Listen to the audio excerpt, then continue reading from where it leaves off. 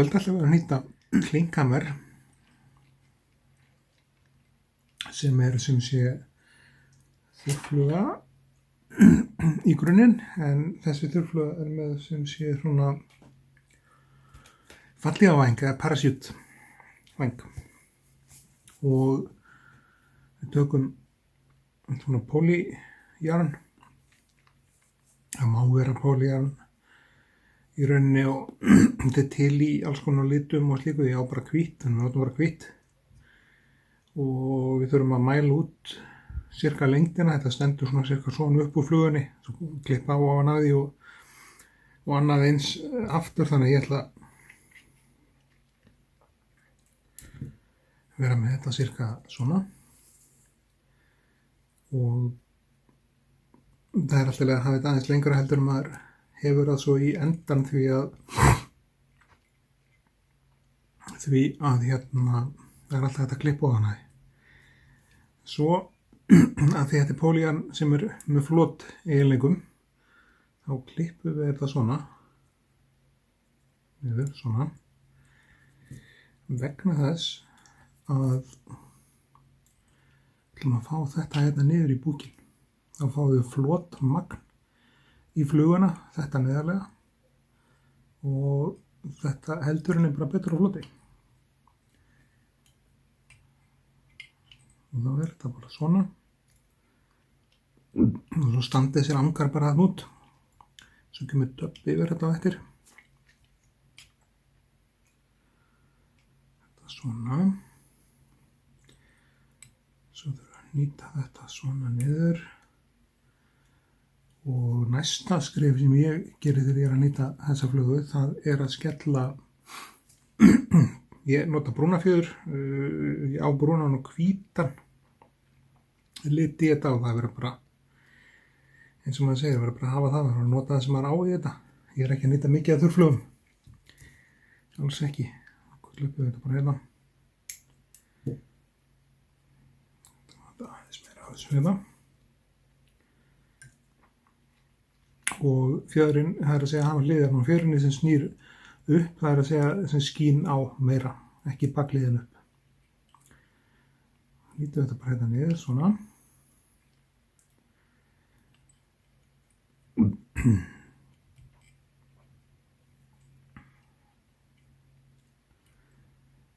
Svo fer þetta svona.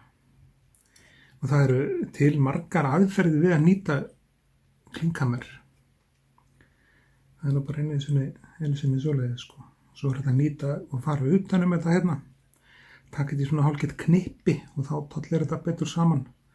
Sumir setja krókinn niður. Við ætlum að reyna að sleppa því í þessu vídeói. En sá sem að hanna þessa flugu uppálega nýtir þetta þannig. Við gerum þetta með minni aðferð í kvöld. Þá þetta svona. Svo má taka þetta hérna í burtu, og það allt í lagi þó svo að þessi fluga sé með fjöður sem pínulítið yfir stærð. Það allt í lagi þegar út með fallega væng eða parachute væng. Það ekkert af því þó að hérna,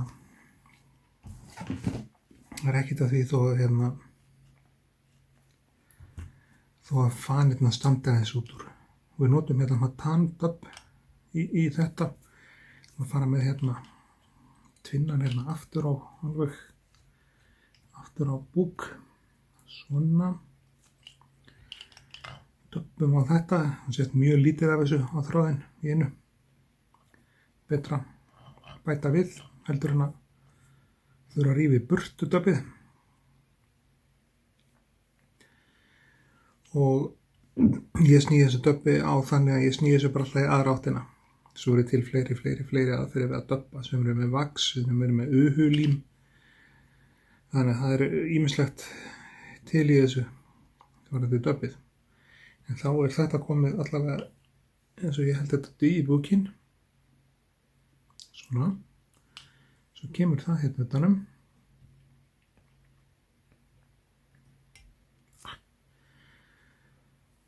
Flækist þetta hérna í gormunum hjá mér.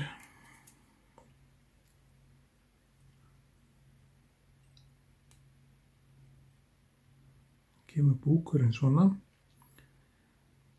og tvinnin sem ég er að nota í þetta er 12-0 fröddin tvinni.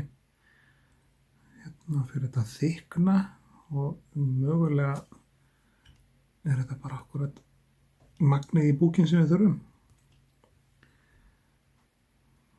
Við þurfum aðeins meira, bara pínu lítið, kemur hérna.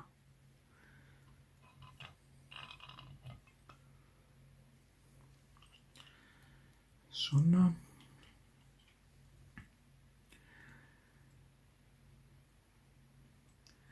Þetta stúderaði ég sem krakki. Það er ótrúlegt með ég virðast þá stúderaði ég nýtingar á þurrflugum alveg frá svona 10 ára aldri og alveg fram úr. Og komst svo að því að það er miklu einfaldara að kaupa þurrflugur á utan, miklu betur nýtar heldur en að nýti sjálfur og svo eru hnakkarnir í þetta svona frekar dýrir, það er ekki ódýrt efni í góða þurrflugu, þannig að maður svona læriði það í gegnum árin. Það er stundum betra að kaupa þurrflugur en það er alltaf sumt, það er ágætt líka að kunna aðferðirnar í þessu. Næsta sem við gerum það er að setja vængilgi á fluguna eða þórasinn og hann gerum við úr bara páfuglsfönum. Ég tek hérna 4, það er hérna 2, 3, 4 þetta í stærðin á flugunni. Þetta er krókur nr. 12 þannig við þarfum að hafa 4 og við festum það niður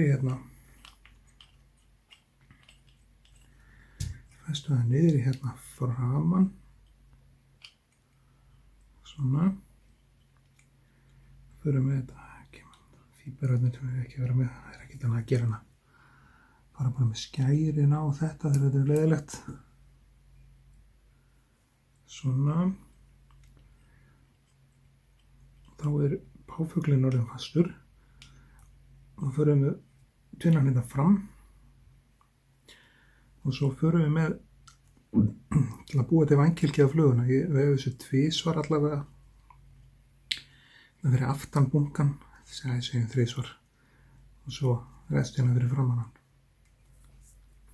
Eitt í þessu hérna, bleita puttan aðeins kannski taka fjöðrina í burtu, það er bleita puttan pínlítið, svona og rauðið fris.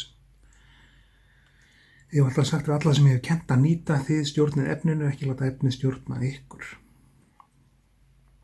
Þá nýtist þetta bara svona fram á, þessi orðin stutt, svona, læsist þetta niður hérna.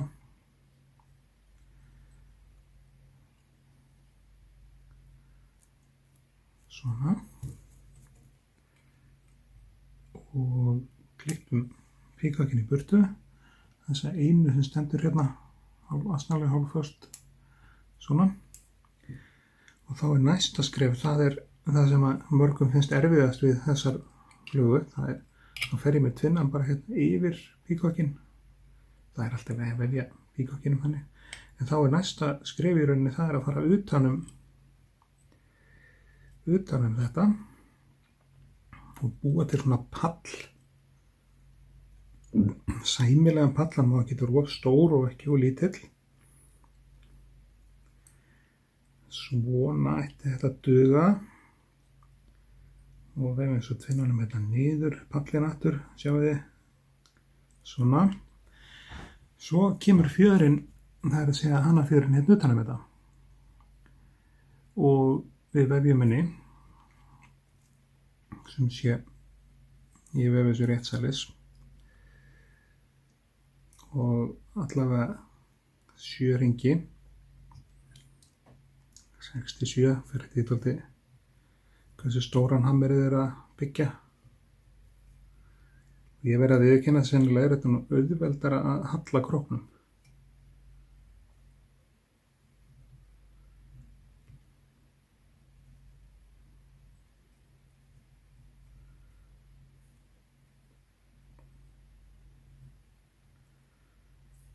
Svona.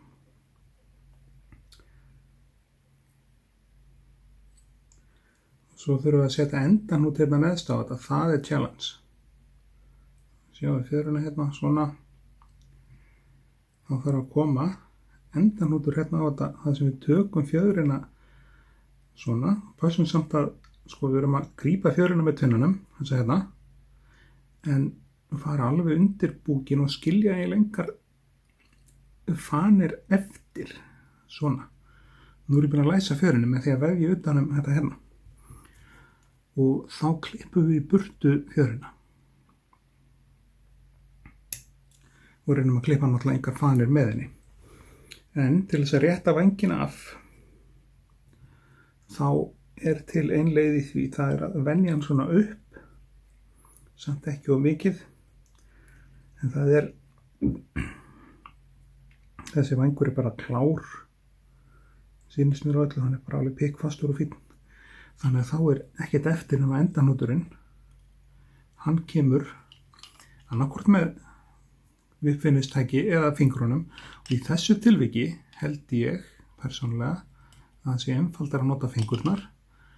Komum einum hérna yfir, gerum þetta nokkrum sinnum, það þurfa ekki að vera svo margir, þá fer hnúturinn yfir allt í unitið, þetta snúið upp á hann í leiðinni og svo notum við nál til þess að loka honum. Þeir sem er í sambandi við erlendi sem eru mikið að nýta þurrflugur, þeir láta þessa vafninga duga. Svo er bara nál, sett inn í bandið, dregið í, gjörðu þið svo vel. Þá er flugan næstum því tilbúin, það er að klippa hérna tvinnan, 12-0. Og eina sem er þá í rauninni eftir að gera er lakk. Sumir kjósa að nota öfaflakk eða öfaflím og ég ætla nú bara að lakka hana með því að snúa henni svona. Og þá setur þú dropa lakkinu hérna alveg í kverkina hérna eins neðarlega og getur. Þar sem hnúturinn er og það er alltaf leið þó að þóraxinn á flugunni eða vængkylki drekki aðeins í sér lakk. Það á að vera í lagi. Svona. Setjum annan hinum megin. Svona. Þá á þetta að vera til friðs, samkvæmt mínum kokkabókum. Eina sem getum þá gert, það er að stytta þetta hérna, toppinn hann er full miklu skrúða, það er að stytta hann, hafa hann aðeins hérna fyrir ofan, svona. Þá er þessi klinkhammer klár og eins og við sjáum, ég hef ekki nýtt klinkhammer í mörg ár, en það er engin afsökun. Ég þakka ykkur kærlega fyrir áhorfið og þið megið endilega deila, læka og hérna gera þess áskrifundur á rásinni minni. Frábæra viðtöku sem hún hefur fengið. Og þangað til í næsta vídeói sem verður aðeins auðveldari fluga heldur en þetta, þá bara sjáumst við hress og kátt. Takk hérlega.